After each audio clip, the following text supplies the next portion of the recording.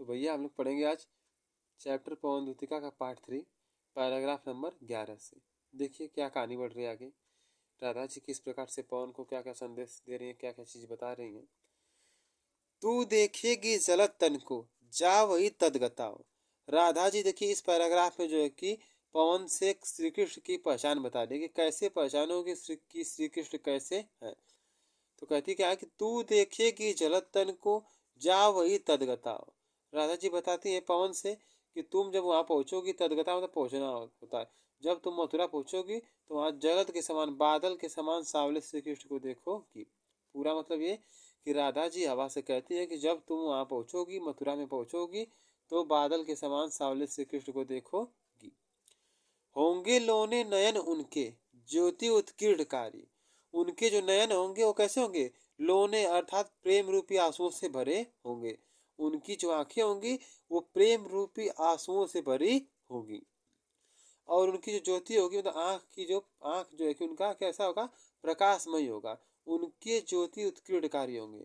उनका जो प्रकाश होगा कैसा होगा? उत्कीर्णकारी, सुंदर सुंदर, मतलब प्रकाश ऐसा लग रहा है कि आंखों से क्या प्रकाश उत्पन्न हो रहा होगा। मुद्रा होगी वर वदन की, मूर्ति सी सौम्यता की। राधा जी कहती है पवन से कि उनकी जो मुद्रा होगी अर्थात जो उनका मुख होगा, उनका जो चेहरा होगा वो कैसा होगा? आशीर्वाद देने वाला होगा। उनको देख करके ऐसा लगेगा क्या कि वह आशीर्वाद देने वाले हैं। और उनकी जो सौम्यता था, शरीर जो है कि मूर्ति के समान सुंदर होगी। उनका चेहरा जो है कि उनका मुख जो है कि आशीर्वाद देने वाला होगा और उनका शरीर मूर्ति के समान होगा। सीधे साधे वचन उनके, सिक्त होंगे सुधा से। और उनके जो सीधे साधे वचन होंगे अर्थात जो भी चीजें वो बोलेंगे ऐसा लगेगा कि अमृत से डुबो करके बोल रहे हैं। उनके जो वचन होंगे वो अमृत से सने हुए लगेंगे, अमृत से लिप्त लगेंगे। पूरा पैराग्राफ कर देखिए एक बार। राधा जी पवन से कहती है, परिचय बताती है कि तुम जब वहां पहुंचोगी, मथुरा पहुंचोगी, तो सांवले रंग के श्री कृष्ण को देखोगी। उनकी जो आंखें होंगी वो कैसी होंगी? प्रेम रूपी आंसुओं से भरी होंगी। उनकी जो आंखें होंगी वो प्रेम रूपी आंसुओं से भरी होंगी। और उनकी आंखें जो है कि प्रकाशमयी होंगी, मतलब ज्योति उत्कीर्णकारी होगी उनकी आंखों की। उनकी आंखें जो है कि प्रकाशमयी होंगी। फिर इसके बाद उनका जो मुख होगा वो आशीर्वाद देने वाला होगा। और पूरा शरीर कैसा होगा? मूर्ति के समान होगा, मूर्ति के समान सुंदर होगा। उनके वचन, श्री कृष्ण जी जो भी बातें बोलेंगे ऐसा लगेगा कि मतलब वो सभी वचन, वो सभी बातें क्या है? अमृत से लिप्त होकर के आ रही है। अब अगले पैराग्राफ पर चला जाए। पैराग्राफ नंबर 12, 12 देखिए क्या दिया हुआ है। नीले फूले कमल दल सी, गात की श्यामता। राधा जी कुछ और पहचान बता रही है। क्या बता रही है? कि नीले फूले कमल दल सी, गात की श्यामता की। मेरे सांवले श्रीकृष्ण की जो श्यामलापन है, मतलब मेरे कृष्ण का जो सांवलापन है वो कैसा है? नीले कमल के फूल के समान है। मेरे श्री कृष्ण का जो सांवलापन है वो नीले कमल के फूल के समान है। पीला प्यारा वसन कटी में, पहनते हैं फबीला। मेरे फबीला अर्थात श्री कृष्ण जो है कि कटी मतलब कि कमर में पीले रंग का प्यारा वस्त्र पहनते हैं। राधा जी कहती हैं कि मेरे जो प्यारे श्री कृष्ण हैं वो प्यारा पीले रंग का वस्त्र कमर में पहनते हैं। छोटी काली अलख मुख की, कांति को है बढ़ाती। जो उनके छूटे हुए बाल हैं, उनके जो छूटे हुए बाल है वो मुख की कांति को अर्थात मुख की शोभा को बढ़ाती है।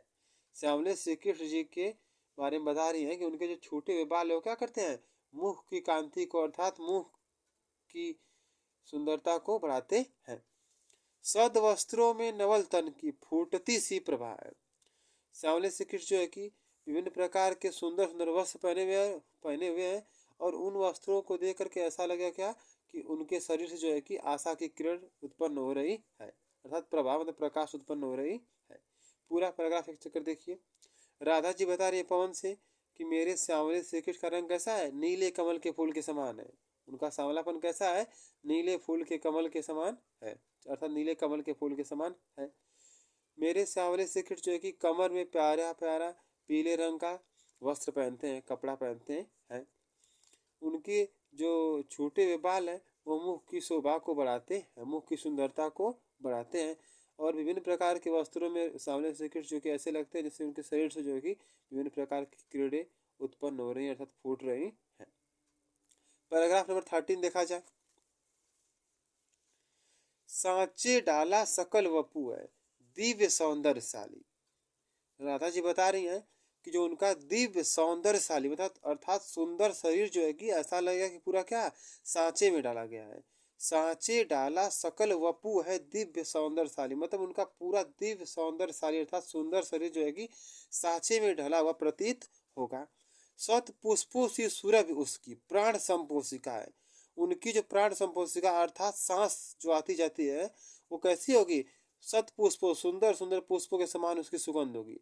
राधा जी बता रही है कि जो श्री कृष्ण की सांस है प्राण संपोषिका है उसकी सुगंध कैसी है? सुंदर सुंदर फूलों के समान है। दोनों कंधे वृषभ वर से है बड़े ही सजीले। उनके जो दोनों कंधे हैं वृषभ वर मतलब बड़े बड़े बैल के समान है। जिस प्रकार से बैलों के होते हैं कंधे उस प्रकार से सांवले श्री कृष्ण के कंधे भी बड़े बड़े चौड़े चौड़े हैं और बड़े ही सजीले मतलब बहुत ही सुंदर है। लंबी बाहें कलव करसी शक्ति की पेटिकाएं, और जो लंबी लंबी जो बाहें उनकी वो कैसी हैं? हाथी के सूंड के समान शक्ति की पेटिका है। जिस प्रकार से हाथी के सूंड में बहुत सारी शक्तियां होती हैं ठीक उसी प्रकार से सांवले श्री कृष्ण के हाथ भी क्या है? हाथी के सूंड के समान शक्ति की पेटिका है, सब शक्ति के भंडार है। पूरा पैराग्राफ देखिए एक बार फिर से। राधा जी बता रही हैं कि जो मेरे सांवले श्री कृष्ण है उनका जो दिव्य सौंदर्यशाली शरीर है, सांवले श्री कृष्ण का जो दिव्य सौंदर्यशाली शरीर है कैसा है? ऐसा लगता है कि सांचे में ढाला गया है। फिर सेकंड लाइन में वो बता रही है कि उनकी जो प्राण संपोषिका है अर्थात जो है कि सांवले श्री कृष्ण की जो श्वास है वह सुंदर सुंदर पुष्पों की सुगंध से युक्त है। उनके जो दोनों कंधे हैं वो बड़े बड़े विशाल बैल के समान है, सुंदर हैं।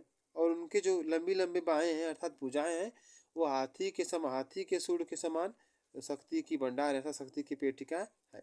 पैराग्राफ नंबर 14 देखा जाए। राजाओं सा सिर पर लसा दिव आपीड़ होगा। देखिए सामने जो श्री कृष्ण है राजा के बेटे हैं तो बता रहे हैं राधा जी कि राजाओं सा सिर पर लसा दिव्य आपीड़ होगा, मतलब उनके सिर पर जो है कि राजाओं के समान ही सुंदर मुकुट होगा। दिव्य मतलब सुंदर गौरवशाली प्रभावशाली मुकुट होगा। उनके सिर पर जो है कि क्या है? राजाओं के समान जो है कि सुंदर मुकुट होगा, सुशोभित होगा, आपीड़ होगा। शोभा होगी उभय श्रुति में स्वर्ण के कुंडलों की। और क्या बताते हैं राधा जी कि उनके जो दोनों कान है उभय श्रुति में दोनों कानों में क्या है? सोने के कुंडल की शोभा होगी, अर्थात जो है कि उनके दोनों कानों में सोने के कुंडल उनके कानों की शोभा बढ़ा रहे होंगे। नाना रत्ना कलित भुज में मंजू केयर होंगे, और उनके भुजाओं में विभिन्न प्रकार के रत्नों से बने हुए उनके हाथों में भुजाओं में विभिन्न प्रकार के रत्नों से बने हुए मंजू केयर अर्थात जो है कि गहने होंगे जो कि जिसको हाथों पर बांधा जाता है। मंजू केयर मतलब जो कि हाथ पर बांधे जाने वाले गहने विभिन्न प्रकार के रत्नों से बने हुए जो है कि उनके हाथ पर बांधने के लिए गहने होंगे। मोती माला लसित उनका कम्बुसा कंठ होगा। मोतियों की मालाओं से लसित अर्थात अभिगृहित मतलब उनका जो कंबू के समान कंठ होगा, अर्थात जो है कि उनका मुलायम कोमल जो है कि शंख के समान जो कंठ होगा वो मोतियों की माला से सुशोभित होगा। पूरा पैराग्राफ देखिए फिर एक बार। राधा जी बताती हैं श्री कृष्ण के बारे में कि जो श्री कृष्ण का सिर है वो राजाओं के समान सुंदर सुंदर सुंदर मुकुट से सुशोभित होगा। श्री कृष्ण का जो सिर है कैसा होगा? राजाओं के समान सुंदर मुकुट से सुशोभित होगा। उनके दोनों कानों की शोभा को जो है कि सोने के कुंडल बढ़ा रहे होंगे, अर्थात उनके दोनों कानों में सोने के कुंडल लगे होंगे जो कि उसकी शोभा को बढ़ा रहे होंगे। उनके हाथों में जो कि विभिन्न प्रकार के रत्नों से जड़ित मंजूकेर होंगे, अर्थात गहने पहनाए गए होंगे मतलब पहनाए गए होंगे। लास्ट लाइन कि उनका जो शंख के समान जो कि उनकी गर्दन होगी कंठ होगा उसमें जो कि क्या मोतियों की माला लगे होंगे। Paragraph number 15। तेरे में है न यह गुण जो तू व्यथाएं सुनाए। राधा जी कहती हैं कि तुम हवा से कि तुम्हारे अंदर यह गुण नहीं है। राधा जी देखिए आप पवन से क्या कह रही हैं कि तुम्हारे अंदर यह गुण नहीं है कि जो किसी को तुम व्यथा सुनाओगे, अर्थात किसी को किसी का कष्ट सुनाओगी। राधा जी कह रही कि मैं जानती हूँ कि तुम्हारे अंदर यह गुण नहीं है कि तुम जो कि किसी के कष्ट को किसी दूसरे से सुनाओगी। फिर भी क्या कहती हैं आगे?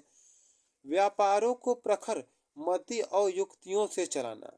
ये जो तुमको ये जो काम दिया जा रहा है, अर्थात जो है कि विचारों का आदान प्रदान का, दुखों को पहुंचाने का काम दिया जा रहा है, इसको क्या करना, युक्ति से, विभिन्न प्रकार के युक्तियों से अर्थात दिमाग लगा करके चलाना।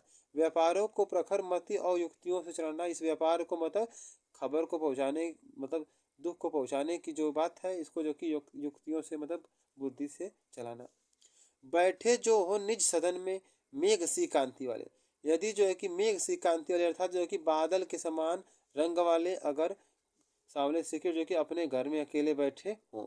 बैठे जो हो निज सदन में मेघ सी कांति वाले अर्थात सांवले श्री कृष्ण मेघ बादल के समान वाले कृष्ण जो है कि अपने घर में अगर बैठे हो तो क्या करना, तो चित्रों को इस भवन के ध्यान से दिख जाना। तो तुम क्या करना, केवल उस भवन में जितने भी चित्र लगे रहेंगे, जितने भी पिक्चर लगे रहेंगे, चित्र लगे रहेंगे, सबको ध्यान से देख करके जाना।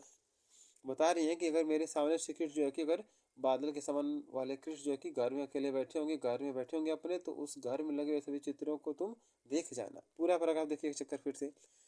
राधा जी हवा से कह रही हैं कि तुम्हारे अंदर यह गुण नहीं है कि तुम जो कि किसी को व्यथा सुनाओगी अर्थात कष्ट को सुनाओगी, लेकिन फिर भी ये जो तुम्हें काम दिया गया है, यह व्यापार दिया गया है दुख को पहुंचाने का, लाने का, इसको जो कि दिमाग से करना, युक्ति लगा करके करना।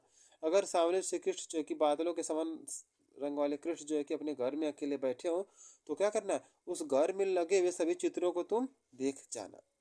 पैराग्राफ नंबर 16 देखा जाए आगे। जो चित्रों में विरह विदुरा का मिले चित्र कोई। अगर तुम्हें जो भी चित्र उस घर में लगे होंगे उनमें क्या मिले, तुम्हें कोई विरह का, विरह विधुरा मतलब जो कि किसी विधवा का चित्र दिखाई दे, मतलब उनके घर में लगे हुए चित्रों में तुम्हें कोई ऐसा चित्र दिखाई दे जिसमें किसका फोटो, विधवा महिला का फोटो अर्थात विधवा महिला का चित्र हो, तो क्या करना, तो जाके निकट उसको भाव से जो हिलाना। तो तुम क्या करना, धीरे से जाना और उस विधवा के चित्र को हिलाना, भाव से हिलाना, तो धीरे धीरे हिलाना। प्यारे हो के चकित जिससे चित्र की ओर देखे।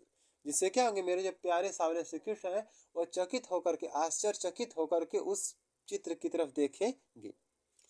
आशा है जो सूरत उनको हो सकेगी हमारी।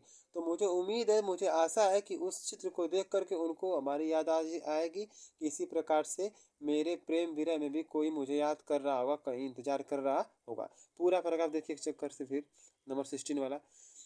राधा जी बता रही हैं कि अगर तुम्हें उस घर में कैसा चित्र दिखाई दे, कोई विधवा महिला का चित्र दिखाई दे अर्थात विरह में तृप्त महिला का चित्र दिखाई दे, तो तुम उस चित्र के निकट जाना और भाव से धीरे धीरे उसको हिलाना। हो सकता है कि इस जब तुम इस चित्र को हिलाओगे तो मेरे प्यारे श्री कृष्ण क्या करेंगे, उसको आश्चर्यचकित होकर देखें, और मुझे उम्मीद है, आशा है कि इस चित्र को देख करके उन्हें हमारी याद आ जाए, अर्थात उनको याद आ जाए कि इसी प्रकार से जो है कि मतलब उनके विरह में भी कोई कहीं इंतजार उनका कर रहा है।